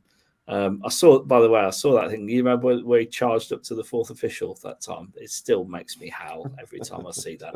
I watched that the other day. But you literally can't see anything from there at all. So maybe he'll be in the H Club or something, dining with it's one up from the Tunnel Club, according to Steve Diver. So there you go.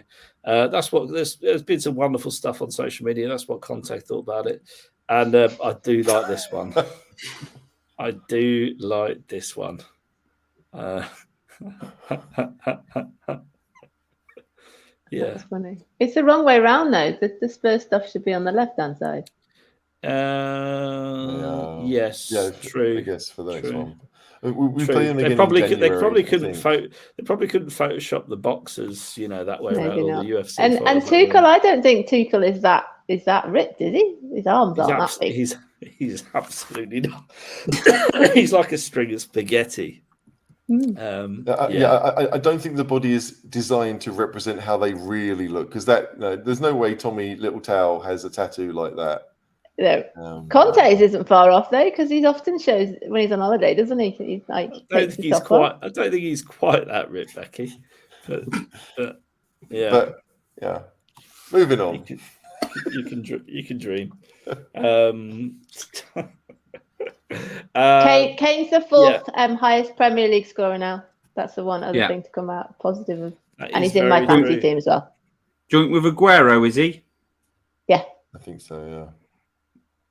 Joint with Aguero. And some weird stat where it said something like the most Premier League goals with the same club, which obviously Shearer scored goals for Blackburn, didn't he? Because when I read that stat, I was thinking, what? Oh, Southampton, that's right. Yeah. So now he's got it was either the joint or the second most goals with the same team. I can't imagine anyone's got more. I mean, who's ahead of him? Yeah, I remember. I was just trying to think. Andy Cole scored a load, but I don't think he's that high, and he played for lots of clubs. I know that he's Lampard, maybe. I don't know. I think he's past Lampard now. He scored for West Ham, didn't he? He did, but yeah, for just one club, I can't believe anyone has scored more than him. I mean, Aguero obviously only at Man City, but can you imagine how many goals Harry Kane would have scored playing for Man City in the last 6-7 years? Ridiculous. I firmly believe he'd have scored more than Aguero did. I really do think that. Oh, I think he would, yeah. But he didn't. He plays for Spurs. Oh, Mark's put might be righty. That's a good guess. Righty. I can tell you that there was a stat in terms of London derbies. I think he's like 1 or 2 goals off Thierry Henry now. Yeah, one is. One is it? Yeah. Yeah, so he's really quite good, this Harry Kane business. Yeah, he's not bad, is it? He's only 29. I'm going to go out on a limb and say he's quite good, yeah. Another 5 seasons, I reckon. Sign that contract, Mr. Kane. What else do we know? Moving on from the game. United aren't very good. Everyone thought about United. I saw this wonderful. Oh, that's so funny. I love that. Yeah. They've got a real problem, haven't they, HG? And I'm coming to you because you've got a new name for Ten Hag, haven't you? It's not mine, but I did see it online. I thought it was hilarious. I think Eric 10 Games is the best nickname in football right now. Absolutely love it. Man United for a decade have bought badly. That's why they are where they are. It's nothing more. Like, granted, the managers haven't been great, but when you're spending the money they've spent on the players that they have, and now you look at their squad and you think, like, they need a defensive midfielder, and there isn't one. There just isn't one in the squad, and it doesn't as if they were like. To me, Frankie De Jong, even if he went there, which he won't, I don't think De Jong would really solve their issues either. He's a better version of the players they have, but they need other types of midfielders. So, I mean, I said, was it last week? I don't know when it was. When we talked about who was going to finish in the top 6, and I didn't have Man United as 6th. I think the top 5 is pretty much set, but. Yeah, United are in for a really, really long season because their front three don't work together. Their midfield is dysfunctional, and their defense, has Martin. To be fair, why would you spend 60 million pounds, a lot of money, right, on a player who's never played in the Premier League and he's a centre back who's 5'9", the shortest centre back in the Premier League? In a really physical league, it just baffles me. And as Mark's pointing out in the chat right now, they've got Liverpool next. They're going to get torn an arsehole. I feel like even when Solskjaer took Man United to 2nd, and granted there were no crowds that season. It was a false position. Yeah, exactly. But when Solskjaer had his good runs as Man United manager, they played with a back 3. I don't understand why they went away from that, because their attack isn't good enough. So I think they bought Bruno and realised that they've got to do something. And then when Bruno started playing really well initially, I think that's when they went back to 4 at the back with 4-3-3 or however they did it. But I look at that Man United side, the squad, and I think I'm struggling to find an 11 that functions.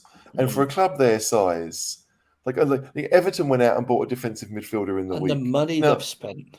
Yeah, there's no way that Man United should be where they are, but they're not helping themselves at all. They're just making it worse. They just spend, don't they? It's like, if in doubt, spend a few quid. Don't think about it. Let's just go and spunk a load of money on someone. But even when it comes to strikers, they spent a load of money on Martial like 6 years ago, and since then they've just bought short-term options, whether it was Ighalo or Cavani or Ronaldo or whoever it is. They haven't gone out and bought a striker for the future, and it's not as if they had one. You could have thought maybe, all right, Rashford is going to be our number 9 for years. But he's never played there. They've always played him down the left because that's where he prefers to be.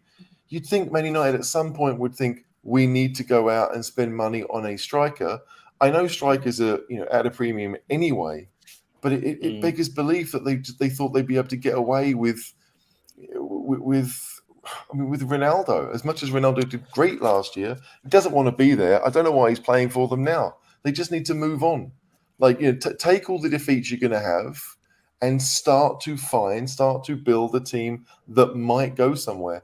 And they're still being short-term about it. It's hilarious. It's an interesting one. I mean, so this is the latest tired of this parasitic ownership. It's these words that we've heard, levelled at our owners, haven't we? I just wonder how much flavour, how much, walkout they'll get. Be interesting to see whether there's going to be. It's not a bad game to do it. As much as it's Liverpool at home, it's not a bad game to do it because they all it's high profile and you're going to get slaughtered. So yeah. I mean, the thing is, our owners are nowhere near this lot, are they? I mean, the only thing I'd say is, and this is where I'm slightly conflicted, they've spent money on transfers, haven't they? They've spent millions, mate. A billion on transfers. So are they really that bad owners? I don't know. Well, if they're employing people that are making bad decisions, then yes, right? I mean, anyone can spend money. If I go out and buy something for my wife, I've spent money on you, and it's something she doesn't want, well, great.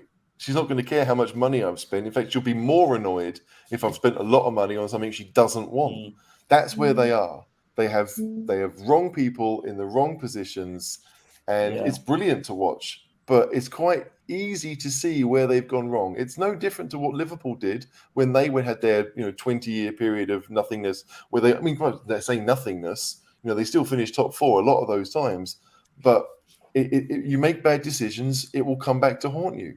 Spurs, as much as we did our own thing, we didn't do it for a decade like Man United have done. The reason why Man United are even thinking about finishing top 4 is because they have the revenue they do. Nothing else. You look at various clubs. You look at Brentford. I mean, the two clubs that have beaten them this season, both Brentford and Brighton, are better run than Man United, and that's why they're winning those games. Nothing to do with quality of player, really, because United can go out and buy decent players. But if you don't have someone in charge who knows what they want to do and how to do it, you have morons. I mean, that's just it. Who is in charge of their recruitment? Well, I mean, I think they send the guy who replaced Ed Woodward is kind of the man who's in charge of getting the deals done. But I suspect it's the manager. The manager is coming out. I mean, Ten Hag will be like, I want these players. And they will go out and try and get those players. I'm not sure, but they don't have a sporting director. They could have had one with Rangnick. But Rangnick said this, 4 or 5 months ago, that United, we need to go out and buy 10 players. And everyone laughed at him. But clearly he was right. Whether they can get 10 players that are good enough to be at the level that they want is questionable because Ten Hag has only ever done it in the Dutch league. He doesn't really have a pedigree where players will say, yes, I'm going to go and play for a serial winner, as Conte would say, because he isn't. Not really. He's won the Dutch league with Ajax, and sorry, that doesn't mean that much to me, and I don't think it means that much to a bunch of players either. No. John put a good thing exactly in the chat, didn't he? John put a good thing in the chat saying that they play each other next, and they've only got 2 points between them because Liverpool have drawn both of their games. And United have lost both of their games. Imagine if United fluke a win. I mean, that would be hilarious. I could see that. I could see that happening. It's like the Chelsea. It's like the Chelsea Spurs game, though, isn't it? It's like almost like it's a standalone fixture every season, and both teams race their game. So form doesn't really ever come into it. It's like we're saying about Tottenham, Chelsea. Chelsea just play a different game when they play us, no matter what's going on. Saying that, I think Man U are a lot worse than they have been the past few years. At the minute, they are doggo. Worse run than Spurs, right? Worse run than Spurs. Yeah. Worse run than Spurs, right? Absolutely. Yeah. Like they went from playing Eriksen as a false 9 last week to Eriksen as a defensive midfielder this week. Is he going in goal? He might do better than De Gea.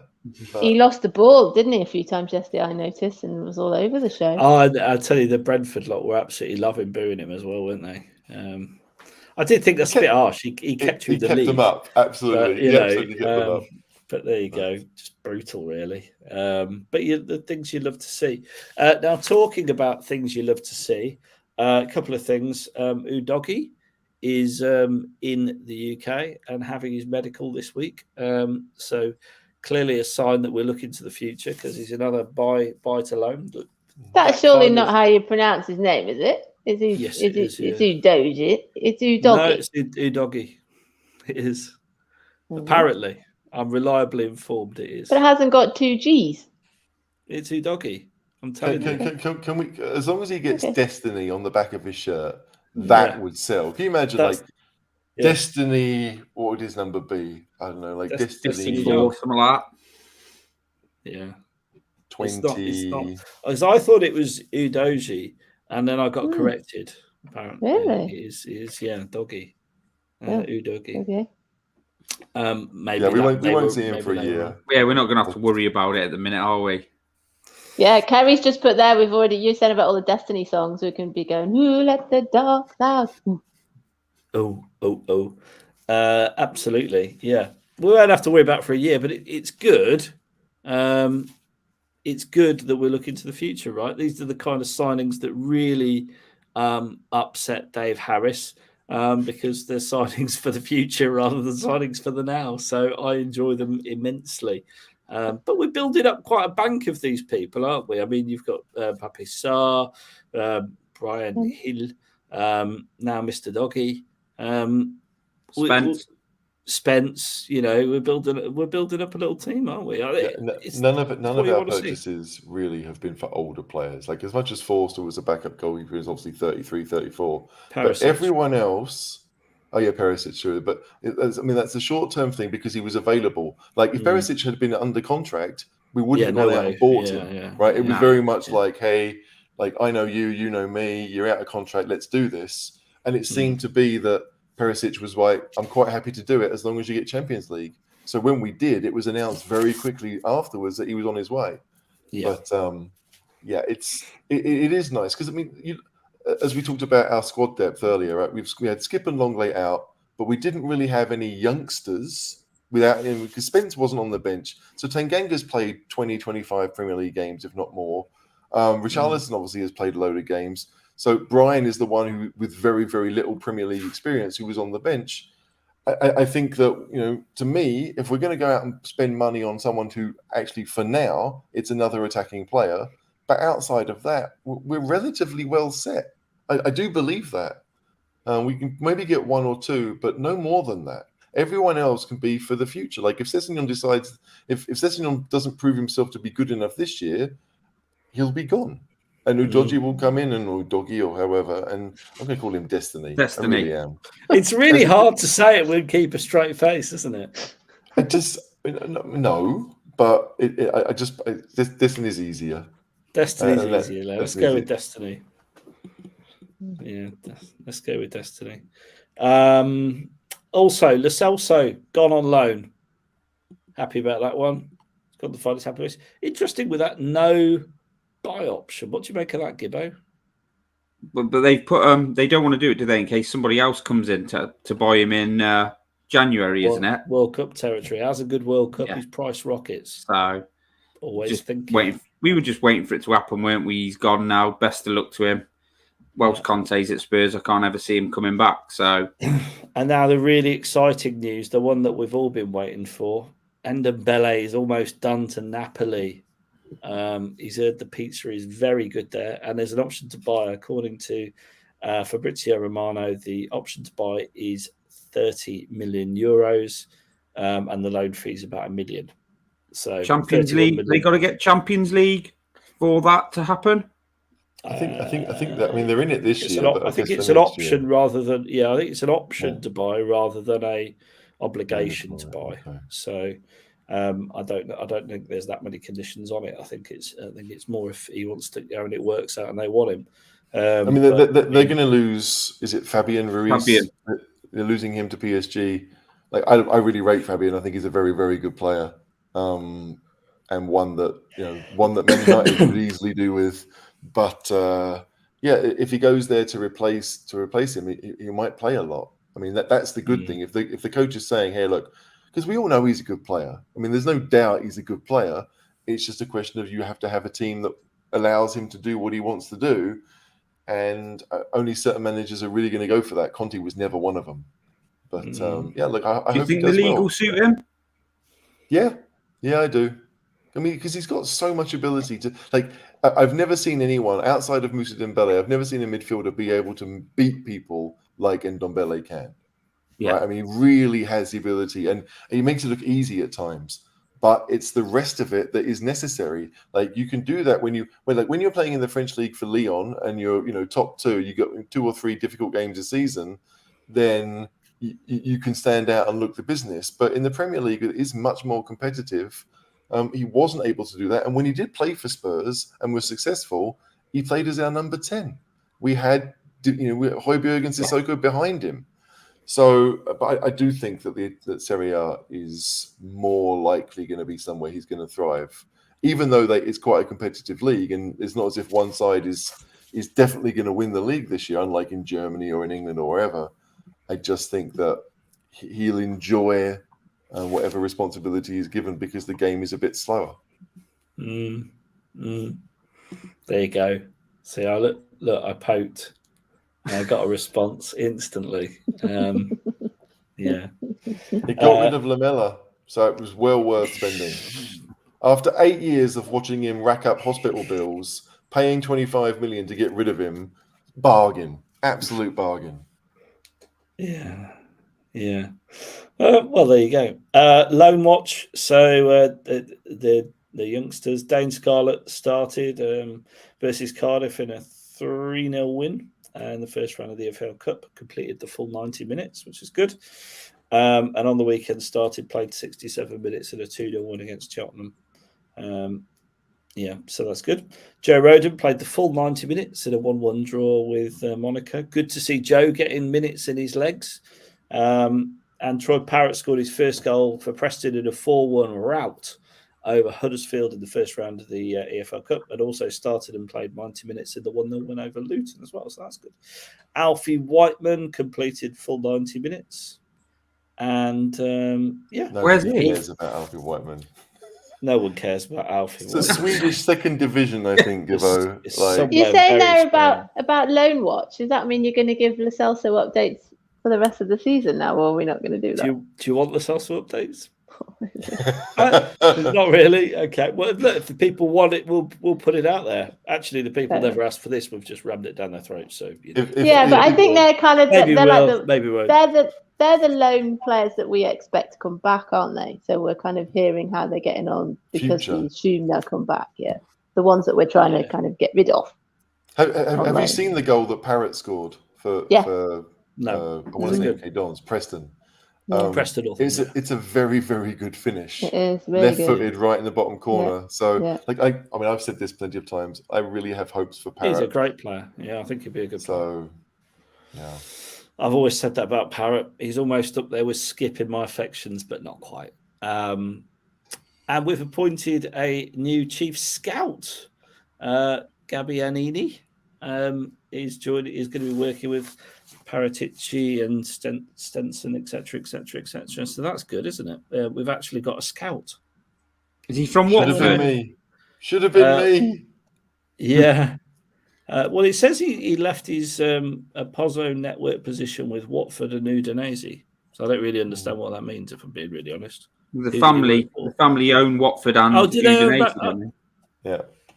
Oh, right. If you look at the Udinese team, caller, half the Udinese team used to play for Watford. They've got Deulofeu, they've got. Why haven't they signed Doggy then? That's a good question. But Watford aren't in the Premier League right now. That's probably why he wouldn't agree to do it. You know, the whole Salzburg to Leipzig thing works much better now because Leipzig are a very, very good side in German football. When they're in the German second division, it didn't happen so much. They're on it. They're on it. They got Doggy on the case. We've got Doggy on the case. We're all over it.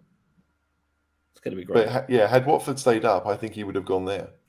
You know. Yeah. Well, it's an interesting one then, isn't it? So, I mean, just forget the name for a minute and what he's done. Just the fact that we're appointing scouts is quite exciting, isn't it? I don't think we've done that for years. Should have been me. That's all I can think about this. I don't know anything about the scout. I couldn't tell you how good he was. I don't know anything about Udinese's background at finding players. I mean, to be fair, like this Destiny guy that plays for Udinese, he was at Hellas Verona. Yeah, he was at Hellas Verona, and they loaned him with an option to buy, kind of like Atalanta did with Romero from Juventus, and then they played him, and then obviously they've bought him this summer to then loan/sell him or whatever, like. But so if he was able to spot Destiny in the Hellas Verona youth team, then maybe he'll do something for Spurs. But should have been me. Well, it should have been me. I could get paid to watch football all day long. That'd be wonderful. You do, yeah. You do. You just do it from your office at Tesco. Not true. Not true. Other supermarkets are available. Yeah. So.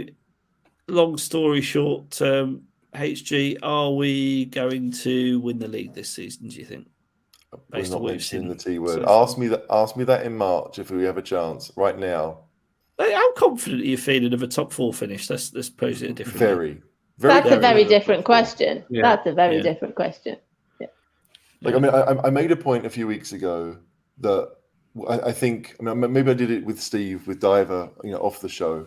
But when you looked at the people that had started Premier League games before this season started, Man City only had 17 players on their books that had started Premier League games. And I looked at that squad and thought, that's not depth. Now, I understand that obviously, Alvarez and Haaland hadn't started at that point, right? But I look at that and think, if they're trying to get 100 million for Bernardo Silva, but Bernardo Silva wants to go, right? He wants to play for Barcelona. He wanted it last year.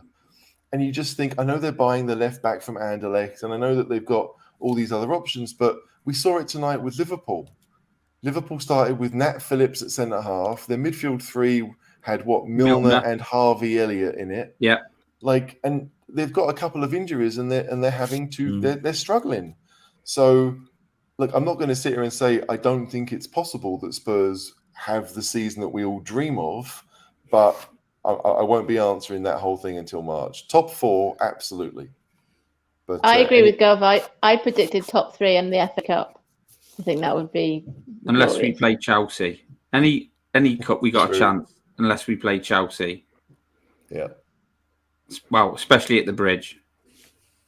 So FA Cup 3rd round, Chelsea versus Spurs. Gibbo's just called it. No, they heat the balls, don't they, in the bag? They won't put a tie like that first.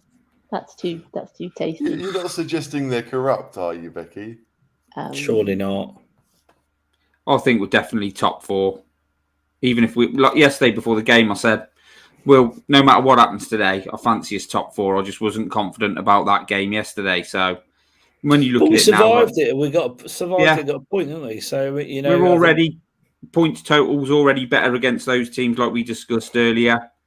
I think we will add a couple, 1 or 2 before the window closes, and I think we'll get stronger as the season goes on. Hopefully, now we've got the more depth in the squad. So I'll say top 4. Well, we are in a better position to deal with whatever injuries come our way than we have been for a very long time. 100%. And so let's hope I mean, last year I don't feel like we dealt with too many injuries, certainly not to key players. So if we can do that, we've got a much bigger workload now because the Champions League is going to be important. But if we can keep players fit, if we can manage their load or whatever the buzz phrase is, then we've got a very, very good chance to finish as very high in the table. We've got a fantastic manager.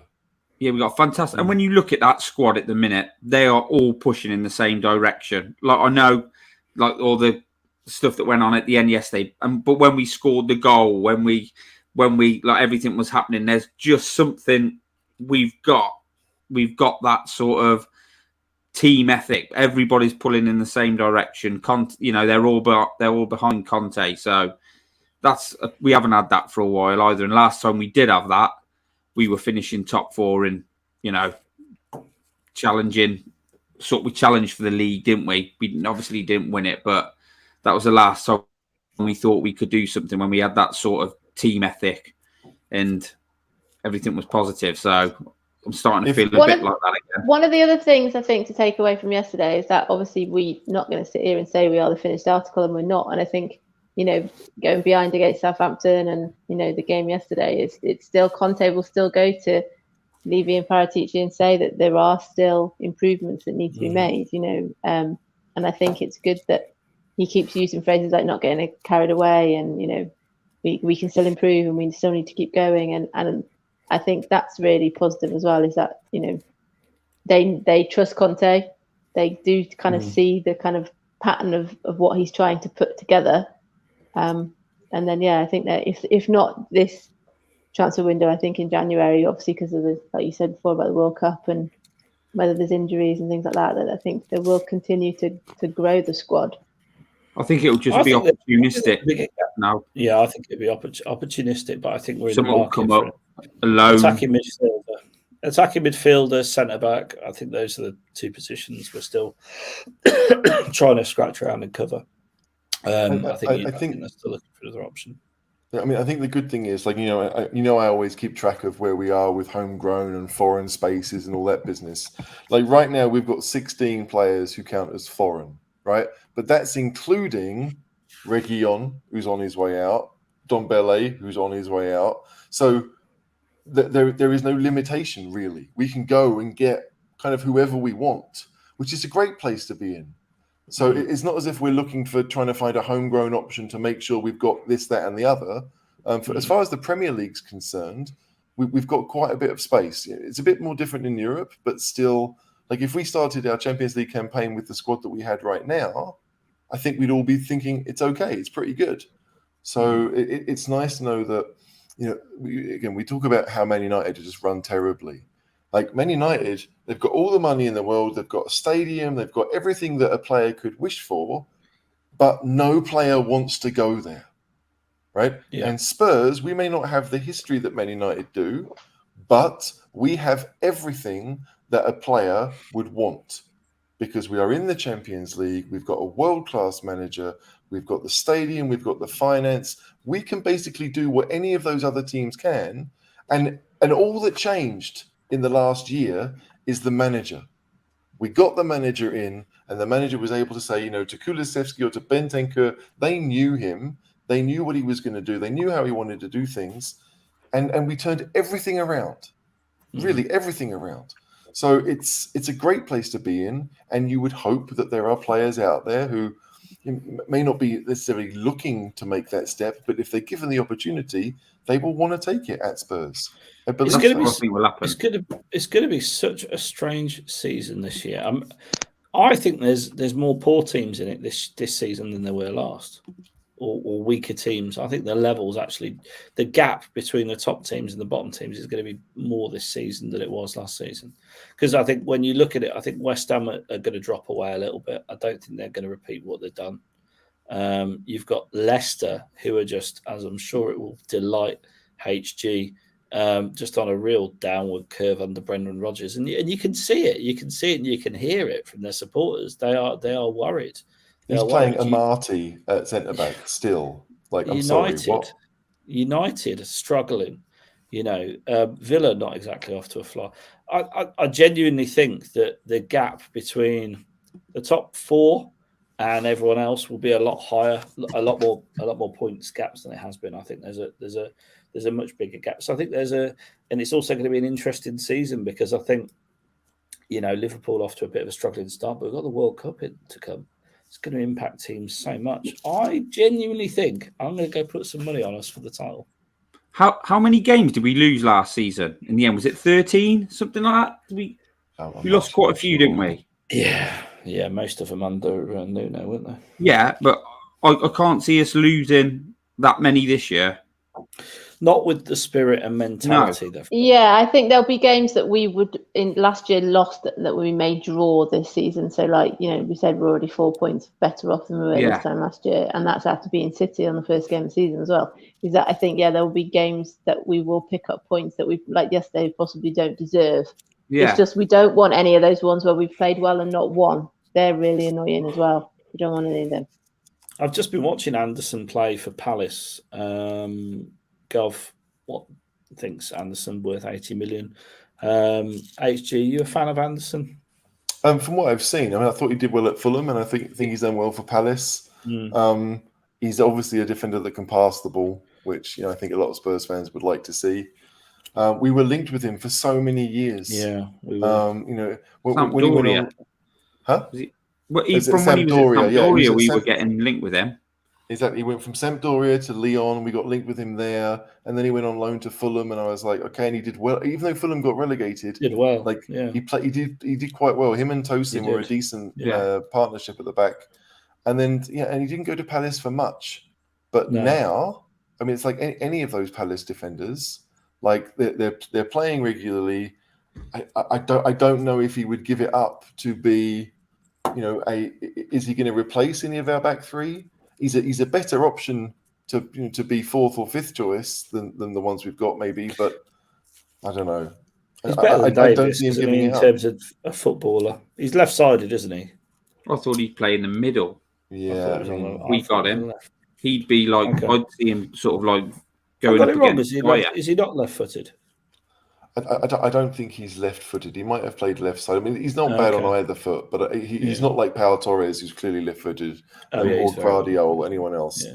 Like it's like he's the type of signing that if you we did it with Longley. Like if you can find someone to come in for a year and who's happy to play that role of being part of the squad, and there is a mentality at Spurs, or certainly among the fans, that it's not necessarily a squad thing. You've got to get someone who's better than what you've already got. But as I think as we'll see this season, it's not really that. You just need to have quality in numbers. Like as we've said, as I said at the start of this show, how we finished last season shows me that we have a quality first 11. I believe that. It may not be quality to win every game no matter what, like maybe Man City's best side or Liverpool's best side could do, but it's more than enough to get the points you need to finish top 4. And certainly, when you've got the support from other players, it can lead you to something else, something better. But I think Anderson's a very good player. I don't think he would give up Crystal Palace to be an option for Spurs. He'd want to come in and maybe play every game. He's not a definitive upgrade, is he? That's the thing. If we're bringing a centre back in, you want him to be replacement for Dyer or Davis. Because you ain't going to upgrade Romero, I don't think. That's where I'm at. He's a good player, but he's not elite level yet. And I mean, not for the money that Palace would want. It's one of those weird things that, like I mean, I see Gov's comment about how he could replace Dyer. Yeah, I could see that. You know, he and Dyer, they both have similar characteristics, but with Dyer being, to me, one of the leaders of the dressing room, I just don't know how that would play itself out. I think if Longley can do both roles, cover for Davis and Dyer. We've seen Sanchez do it. I mean, to me, Sanchez is the one that you'd want to try and replace because he's worth something to someone else. But I don't know. I think that we would be very fortunate to get a player who's playing regularly in the Premier League to Sanchez come to for Pau Spurs. Torres. I don't really like Pau Torres.